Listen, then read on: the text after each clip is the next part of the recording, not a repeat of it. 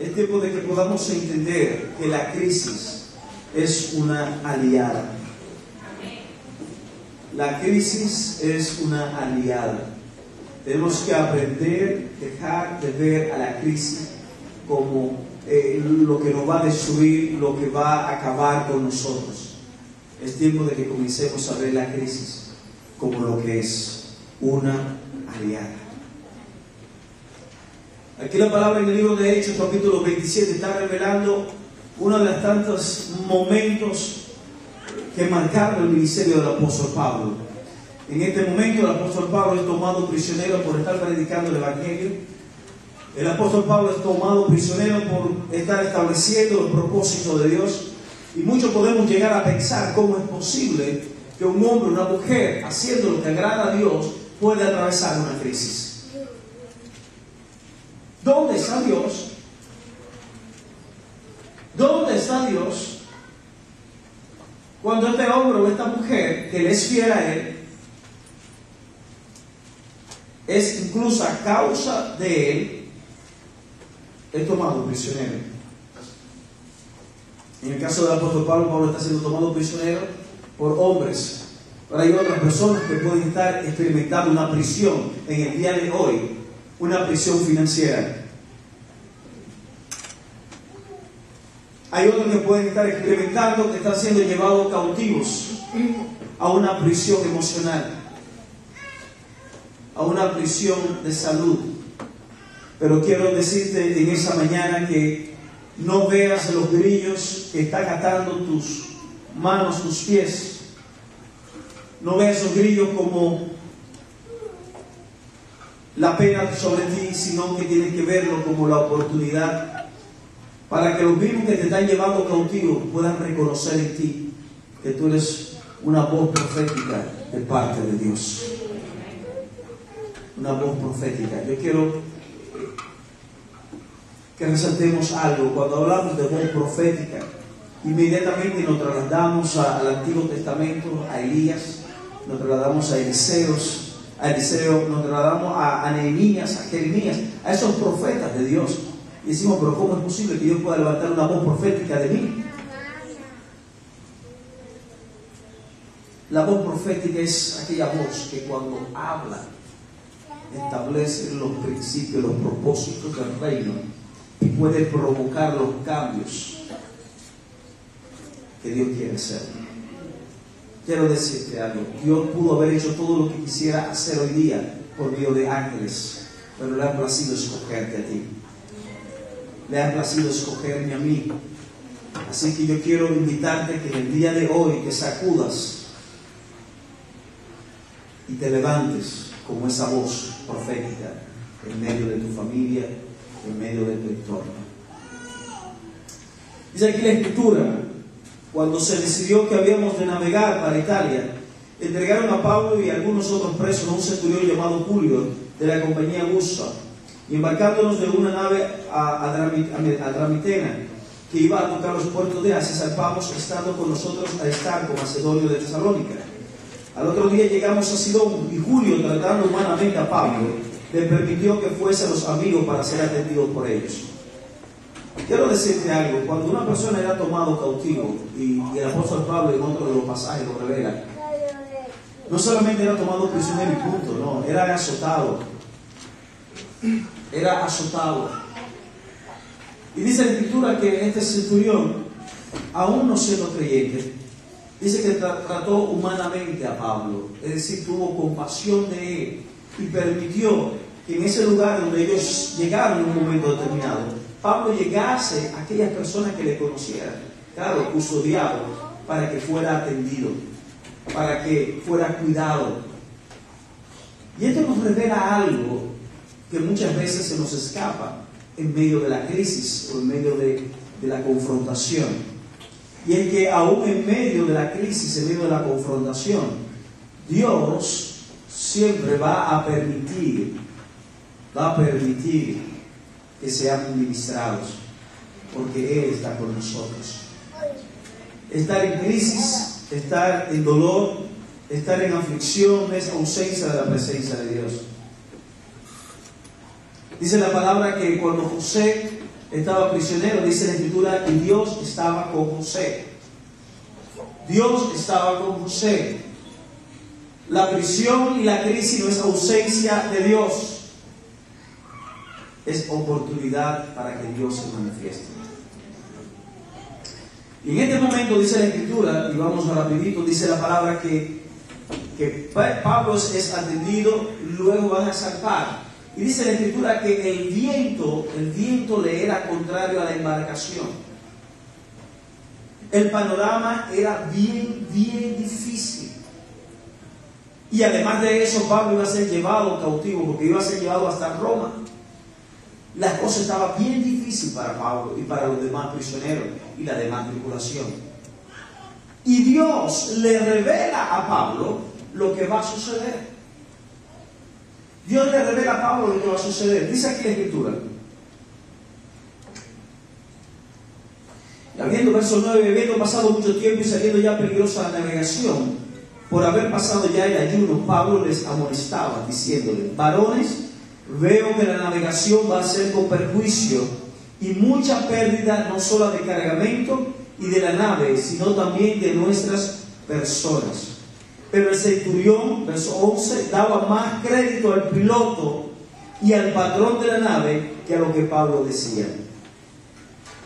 Lo que está revelando aquí la Escritura es esto. Hay momentos donde Dios te va a levantar como voz profética, y para revelar lo que ha de suceder, para revelar lo que está sucediendo y el origen de las cosas. Y Dios va a permitir que las personas hagan oídos sordos a lo que tú estás diciendo. Dice la Escritura que el centurión, yo me imagino al centurión, cuando Pablo dice esto, el centurión lo que piensa es que Pablo es un palabrero, un hombre que vive, un predicador, vive de sus palabras. ¿Qué sabe este de navegación? ¿Qué sabe este de lo que es tripulación? ¿Qué sabe este de lo que es navegar, lo que es manejar el tema de los vientos cuando están contrarios y cuando están a favor? Lo que quiero decirte es que va a haber personas que no van a entender lo que tú estás diciendo. Van a vivir un tiempo diferente al tuyo. Iglesia, lo que quiero decirte en esa mañana es que cuando tú y yo nos levantamos con una voz profética de Dios, tú y yo vamos a vivir en un tiempo y una dimensión más adelantada de lo que viven los demás. Y es por eso que muchos no te van a entender. Y es porque los que viven en Dios y viven, se levantan como voz de Dios, van a dar siempre un paso por delante de la generación que está rodeándole. Pablo estaba viviendo ya lo que iba a suceder, pero los que estaban a su alrededor no lo entendían y no lo oyeron, porque vivían un paso antes. Cuando tú y yo decidimos entrar en ese nivel de intimidad, Dios va a permitir que tú estés un paso delante ante todas las cosas. Y es por eso que cuando venga la noticia, tú estarás preparado, tú estarás preparado. Cuando venga el viento a soplar contra ti, ya tú sabrás cómo reaccionar ante él, porque Dios habrá ministrado eso a tu corazón, habrá ministrado eso a tu espíritu. El hombre, la mujer de Dios es avisado por Dios. Y dice la Escritura que el centurión no escuchó a Pablo, sino que dijo: no, este tipo no sabe de él. Escuchó al piloto, escuchó al capitán de la nave. Pero a Dios le place hacerlo así. Yo me imagino que Pablo pudo haberse sentido frustrado en ese momento, pero a Dios le place eso. ¿Y sabes por qué? Porque entonces cuando venga y acontezca lo que ya fue establecido, sabrán que hay un hombre, que hay una mujer de Dios. Miren acá. Verso 12: y siendo incómodo el puerto para invernar, la mayoría acordó zarpar también de allí, pero por si pudiesen arribar a Fenice, puerto de Creta, que mira nordeste y sudeste, e invernar allí.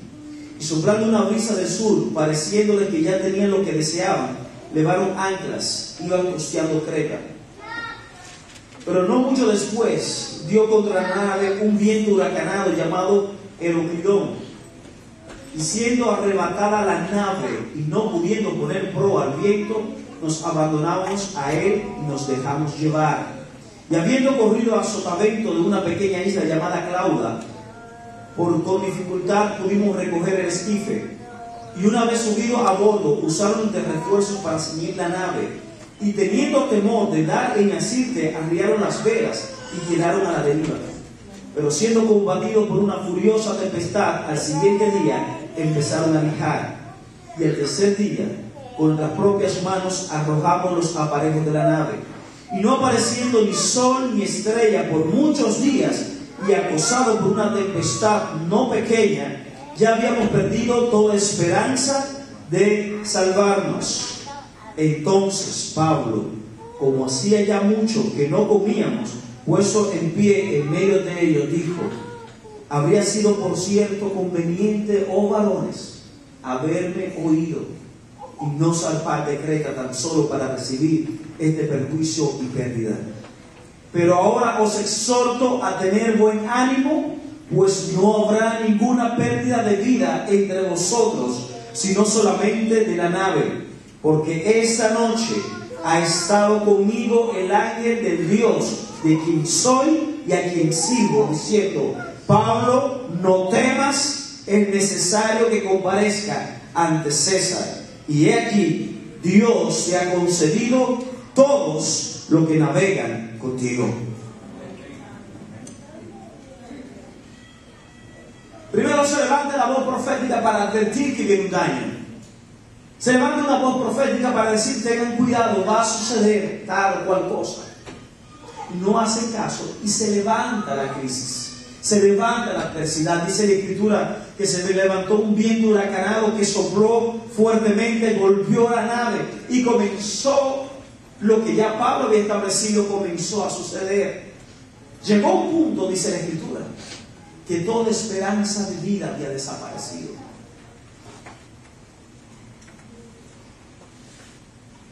Así como sucede en algunas familias, que toda esperanza de restauración ha desaparecido. Así como aparece o sucede en algunos lugares que toda esperanza de recuperación financiera ha desaparecido.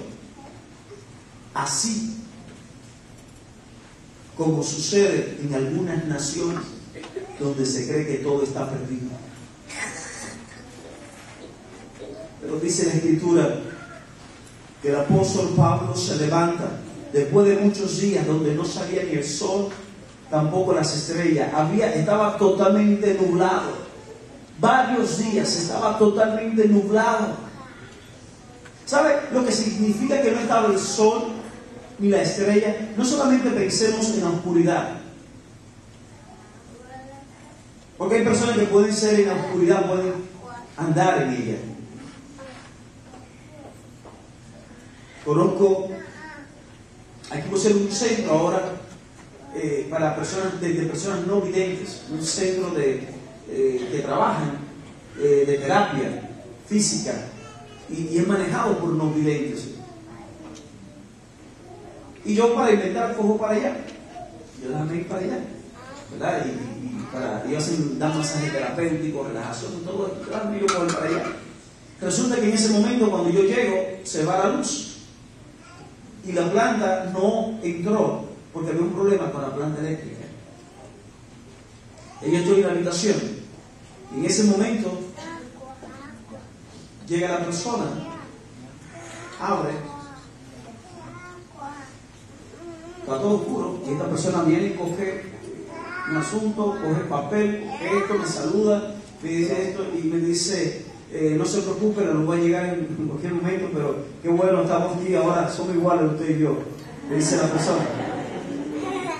Una persona no vidente.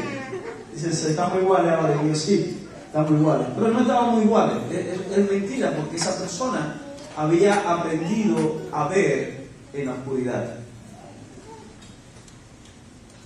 Había aprendido a ver en la oscuridad. La oscuridad para esa persona le era familiar. Reconocía dónde estaba cada cosa y sabía cómo manejarse en medio de la oscuridad.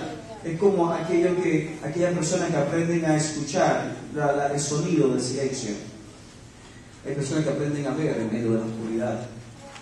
Hay personas que aprenden a vivir en medio de la crisis del dolor y se acostumbran a ella y toman decisiones en medio de ella. Pero cuando aquí la palabra habla que por muchos días no había sol ni había estrellas, está sacando a relucir no solamente lo nublado y lo oscuro que estaba el panorama para ellos, sino también que había una falta de dirección. Había una falta de dirección. En medio de la oscuridad estaban desubicados también, estaban desorientados. Los que han navegado o conocen algo de navegación sabrán que el sol y las estrellas es una guía. Es una guía para las personas que están navegando. Sabemos por dónde el sol sale, sabemos por dónde, o mejor dicho, por dónde es el amanecer, sabemos por dónde es el atardecer. Este es el oeste, este es el este. El tema de las estrellas, de los navegantes conocen estrellas y saben qué estrella está hacia el norte, qué estrella está hacia el sur, y pueden guiarse. Pero ¿qué me dicen en esta nave? Que estaba oscura el panorama y no había sol ni estrella, no había guía, no había dirección. Pero había un hombre de Dios. Había un hombre de Dios que había estado con Dios y que el ángel de Dios le había revelado lo que había de acontecer. Había un hombre de Dios. Yo no sé a quién le estoy hablando en esta mañana. Yo no sé a quién le estoy hablando en esta mañana, pero algo te estoy diciendo es que no importa la oscuridad y no importa la falta de dirección que hay en este momento alrededor de tu vida, de tu matrimonio, de tu familia, de tu negocio, de tus finanzas. Lo que quiero decirte es que si tú eres un hombre o eres una mujer de Dios que está dispuesta a estar con Dios, el ángel de Jehová habrá de revelarte el propósito. Y no solamente el propósito, sino también el proceso. Dice la Escritura que Pablo se levanta al día siguiente y los exhorta. Le dice primero, le echa su bochecito primero. Le hubiese convenido que me hubiesen escuchado. Lo segundo que Pablo le dice, no teman, reciban aliento, porque el ángel de Jehová ha estado conmigo y me ha revelado el propósito. El propósito era que Pablo llegase a Roma, porque en Roma él tenía que testificar. En Roma había un gobernador, había una autoridad que necesitaba ver a un hombre de Dios. Había una autoridad que necesitaba escuchar a un hombre de Dios. Y el propósito de Dios se iba a cumplir, con viento o sin viento, con huracán o sin huracán, con naufragio o sin naufragio. Iglesia, quiero decirte algo. El propósito de Dios sobre tu vida se ha de cumplir, con viento o sin viento, con abundancia o con escasez. El propósito de Dios se va a cumplir en tu vida, con o sin. Dios lo va a hacer, porque lo que Él empezó lo completará. Y Pablo le dice, óiganme, tranquilo, tengan paz, porque el ángel de Jehová me reveló dos cosas. Primero, que su propósito se va a cumplir sobre mi vida, de manera que yo tengo que llegar a Roma. Segundo, que Dios me ha concedido que lo que estén conmigo, ninguno perezca. Estamos hablando que Pablo estaba rodeado no solamente de la tribulación, sino que había otros delincuentes. Había delincuentes, había ladrones, había personas que estaban siendo prisioneros igual que él. Predicador o del Evangelio, sabemos que estaba Pablo, sabemos que estaba Lucas. ¿Por qué sabemos que estaba Lucas? Porque quien escribe la carta de los Hechos es Lucas. Y cuando escribe esta narrativa, habla en primera persona. Entonces sabemos que Lucas también estaba acompañando a Pablo. Pero no describe quién eran los demás. Cuando un hombre o una mujer de Dios se levanta como voz profética, la crisis se convierte como una aliada. Primero, para revelar quién eres en Él. Pablo aprovechó ese momento para decir, y esto lo sé, porque al Dios a quien yo he creído y a quien sirvo. Era establecer en ese momento, en medio de la crisis, en medio del dolor, establecer que había un hombre que había creído a Dios, había un hombre que Dios le había revelado, y había un hombre que Dios había manifestado su respaldo sobre él. Iglesia, quiero decirte que aproveche la crisis que tú estés viviendo ahora. Aprovecha la situación que tú estés viviendo en tu hogar, en tu familia, para que te levantes como voz profética, para que reconozcan que la mano de Dios está sobre ti, que el favor de Dios está sobre ti, y que no solo tú te salvarás, sino que aún aquellos que no creen, Dios lo dará para que tú, aleluya, a causa de lo que hay en ti, ellos sean preservados. Ellos sean preservados. Eso es lo que es cobertura. Eso es lo que es cobertura, iglesia. Hoy estamos celebrando el Día de los Padres. Y hablamos mucho de los padres. Pero ¿cuántos de nosotros estamos real y efectivamente asumiendo el rol de padre? Un padre tiene que ver con cobertura. Tiene que ver con un proveedor. Un proveedor no solamente en el ámbito material, sino un proveedor emocional, un proveedor espiritual.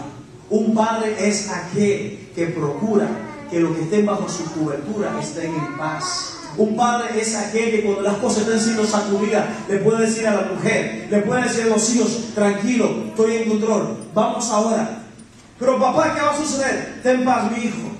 Un verdadero padre es aquel que cuando el hijo quiere tirarse, ve que si se cae se puede romper un brazo o una pierna, pero papi le dice, ven, tírate, mi hijo. Y el hijo, sabiendo quién es su padre, se lanza confiadamente, porque sabe que su padre lo va a preservar, lo va a cuidar. Eso es un padre. Yo quiero decirte hoy que Dios está levantando y quiere levantar una voz profética a través de ti, para los que estén bajo tu cobertura, llámese como se llame tu marido, tus hijos, tu hermano, tu primo, tu cuñado, tu cuñada, tu amiga, compañero de trabajo, que tú entiendas, que tú te reposiciones en lo espiritual y tú entiendas que ese grupo de personas que te rodean han sido puestos bajo tu cuidado para que tú, aleluya, lo preserves.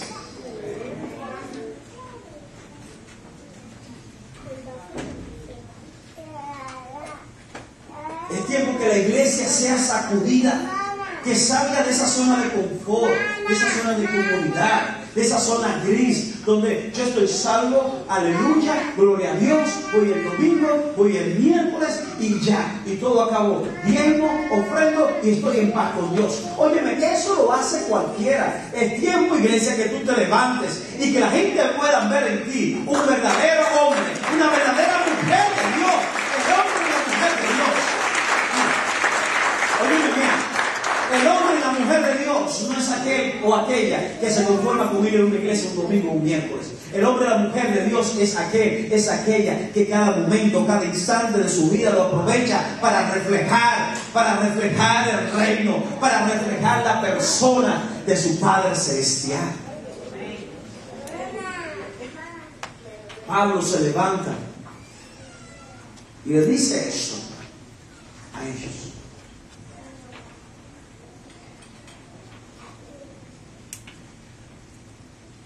Verso 24, diciendo Pablo, no temas, es necesario que comparezca ante César, y aquí Dios te ha concedido todos los que navegan contigo.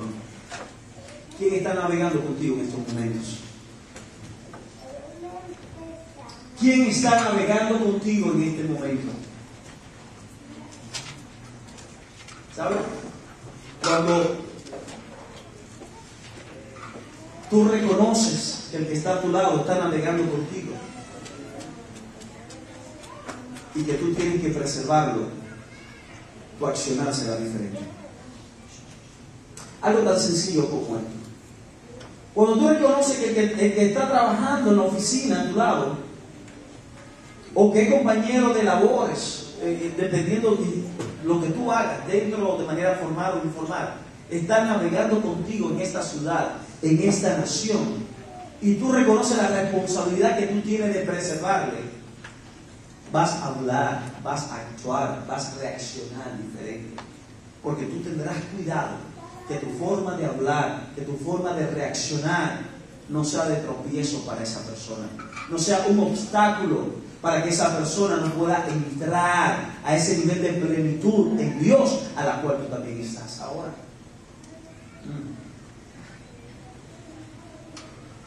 Dice la Escritura que los fariseos,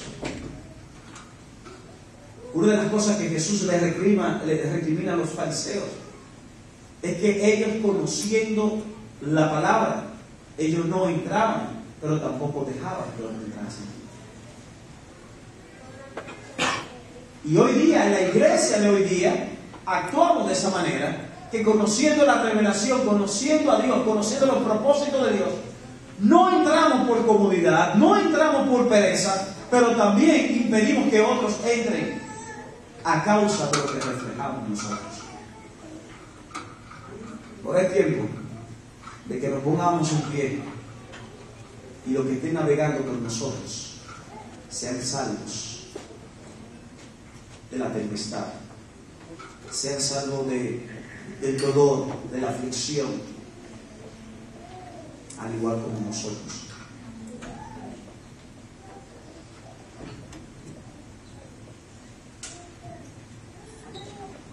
Dos puntos más para ir cerrando.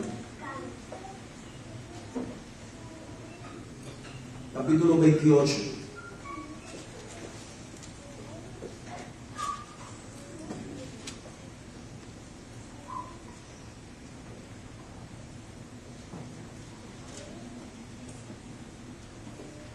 Estando ya a salvo, supimos que la isla se llamaba Malta. Bueno, vamos a leer un verso antes para poder entender lo que dice acá. Desde el verso 39 del 27, dice: cuando se hizo de día, no reconocían la tierra, pero venía una ensenada que tenía playa, en la cual acordaron parar, si pudiese, la nave. Cortando pues las anclas, las dejaron en el mar, largando también las amarras del timón, e izada el viento la vela de proa, e enfilaron hacia la playa. Pero dando en un lugar de dos aguas, hicieron encallar la nave, y la proa hincada quedó inmóvil, y la popa se abría con la violencia del mar. Entonces los soldados acordaron matar a los presos, para que ninguno se fugase nadando. Pero el centurión, queriendo salvar a Pablo, les impidió este intento, y mandó que los que pudiesen nadar se echasen los primeros y saliesen a tierra, y los demás, parte en tablas, parte en cosas de la nave, y así aconteció que todos se salvaron saliendo a tierra. Capítulo 28. Estando ya a salvo, supimos que la isla se llamaba Malta, y los naturales nos trataron con no poca humanidad, porque encendiendo un fuego nos recibieron a todos a causa de la lluvia que caía y del frío. Entonces, habiendo recogido Pablo algunas ramas secas, las echó al fuego, y una víbora, huyendo del calor, se le prendió en la mano. Cuando los naturales, viendo la víbora colgando de su mano, se decían unos a otros: ciertamente este hombre es homicida, a quien escapado del mar la justicia no deja vivir.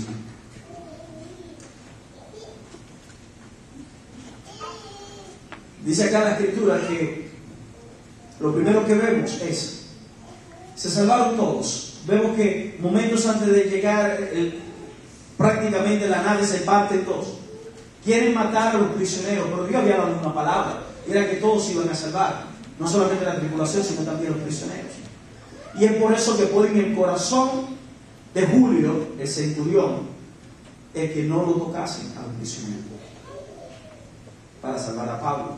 Pero no es más que Dios obrando. Cuando Dios está obrando, Dios va a usar hasta a tus enemigos. Dios va a usar hasta aquellos que son los que te están llevando cautivo.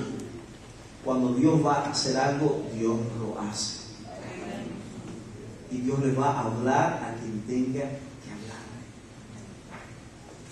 Y dice la Escritura que cuando llegan a la isla llamada Malta, están ahí, dice que las personas reciben a Pablo y reciben a los demás. Y hacen un fuego, ¿verdad?, para que se calienten. Vienen de un naufragio, están mojados, gripe, frío, todo lo puede suceder. Y dice la Escritura que estando ahí en el fuego, viene Pablo y busca unas hojas secas, unas ramas, y la tira al fuego para avivar el fuego. Quiero repetirte eso. Pablo tira unas hojas y unas ramas secas. ¿Para qué? Para avivar el fuego. Y porque Pablo quería avivar el fuego, dice que del fuego mismo sale una víbora y se le engancha a Pablo. Una mordedura de una víbora en ese lugar era que automáticamente Pablo iba a morir. Y por eso inmediatamente dice la persona: oye, este tipo es un homicida, y es la justicia de Dios. Salió del mar, pero ahora vino la justicia de Dios y lo alcanzó por una víbora. Iglesia, quiero decirte algo, y es bueno que entendamos esto. Y quiero que lo entendamos no solamente para tu vida, sino para el contexto que estamos viviendo nosotros como iglesia, como vida abundante. Cuando queremos avivar el fuego, la serpiente va a atacar. Cuando tú quieras provocar un avivamiento, la serpiente va a atacar. No podemos dejarnos intimidar por la mordedura de la serpiente. La víbora se le enganchó a Pablo y lo mordió. Podríamos pensar, realmente no era de Dios que Pablo siguiese en esto. Dios le habló, pero mira lo que sucede aquí. ¿Cuál es nuestra reacción? ¿Cuál debe ser nuestra reacción, iglesia? Hay un tiempo, y creo firmemente que este es un tiempo crucial para tu vida, crucial para tu familia y crucial para esta iglesia. Estamos en un tiempo que es crucial. Estamos en un tiempo que es determinante y que no podemos dejarnos intimidar ni por los vientos huracanados. No podemos dejarnos intimidar porque las aguas hayan entrado a la nave, pero mucho menos porque cuando quisimos avivar el fuego, la serpiente nos picó, nos mordió el brazo. No podemos dejarnos intimidar. El hombre y la mujer de Dios lo que hace es, miren lo que hizo Pablo, verso 5, pero él, ¿pero qué? Pero él, sacudiendo la víbora en el fuego, ningún daño padeció. Ellos estaban esperando que él se hinchase o cayese muerto de repente, mas habiendo esperado mucho y viendo que ningún mal le venía, cambiaron de parecer y dijeron que era un dios. En aquellos lugares había propiedades del hombre principal de la isla, llamado Publio, quien nos recibió y hospedó solícitamente 3 días. Y aconteció que el padre de Publio estaba en cama, enfermo de fiebre y de disentería, y entró Pablo a verle, y después de haber orado, le impuso las manos y sanó. Hecho eso, también los otros que en la isla tenían enfermedades venían y eran sanados. Lo mismo que pensaron en un momento que Pablo era un homicida porque la serpiente lo mordió, tuvieron no solamente que confirmar que Pablo era un hombre de Dios, sino que se lo llevaron a un principal de la isla. Y una vez Pablo hace lo que tiene que hacer, y es ser canal de Dios, dice la Escritura que la fama corrió en todo lugar, y las personas entonces iban donde Pablo, y todos recibían la sanidad de Dios en sus cuerpos. Iglesia, lo que quiero decirte es que cuando tú te levantes, cuando tú decidas levantarte, como esa voz profética, en medio de tu familia, en medio de tu matrimonio, en medio de tu trabajo, o en medio de tu iglesia, y aunque la víbora te ataque, solamente tienes que sacudir el brazo. La víbora se va a quemar en el avivamiento mismo. Óyeme bien, en medio de sale la víbora, pero el fuego mismo la va a consumir. El avivamiento consume lo que no es de Dios. No te preocupes por las víboras que salgan. Ocúpate que el fuego se mantenga, porque el fuego del avivamiento quemará la víbora. El fuego del avivamiento va a destruir la obra que quiera perturbar el propósito de Dios sobre profética. Es tiempo de creerle y es tiempo de avanzar. Hay un hombre que necesita ser sanado. Hay una mujer que necesita ser sanada. Hay una familia que necesita ser restaurada. Hay una finanza que necesita ser sanada y salir de la quiebra a la prosperidad. Hay alguien que necesita de ti. Hoy hay alguien, iglesia. Levántate como esa voz profética, iglesia. No tengas temor. No tengas temor. La crisis es tu aliada. Es tu aliada porque la crisis va a permitir que se vea que tú eres el hombre, que tú eres la mujer de Dios que se necesita. Hay alguien que está orando en este momento para que un hombre, una mujer de Dios le visite. Eres tú ese hombre, eres tú esa mujer. No mire tu necesidad, no mire tu condición, no mire que estás a pie, no mire que estás enferma, no mire lo que está sucediendo a tu alrededor. Levántate, iglesia, y haz lo que tienes que hacer. Haz lo que tiene que hacer. Haz lo que tiene que hacer, iglesia. Haz lo que tiene que hacer. No que mi matrimonio tiene problemas. ¿Cómo bendecir otro matrimonio? No importa. Bendice otro matrimonio y tú verás cómo tu matrimonio comenzará a cambiar. Comenzará a ser transformado. Porque la serpiente se quema en el fuego del avivamiento. Hay un fuego de avivamiento sobre tu vida. Ahora sube la cadena. Hay un fuego sobre tu vida. Levántate, iglesia, levántate. Aleluya. Yo no sé tú, yo me siento, me estoy quemando hoy. Este es el tiempo, iglesia. Este es el tiempo.